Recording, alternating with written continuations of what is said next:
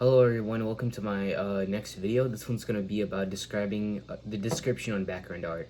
In this section, you're basically giving the person who's reviewing your patent a good idea of what your invention is, or the background idea, or the background art of what your invention is, basically the field.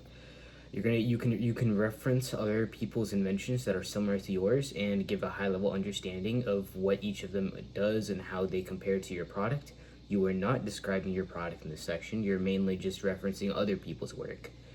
If by some chance you're making a product that is completely revolutionary, that is new, and no one else has anything that compares to it, what you're going to do is basically you're going to take ideas that solve the same issue that you are solving, and basically giving a good understanding of how they are solving the issue.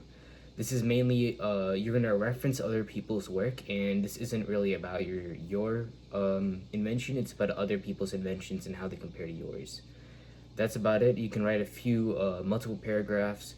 Make sure to use the same font you use throughout the entire patent form, and use double spacing.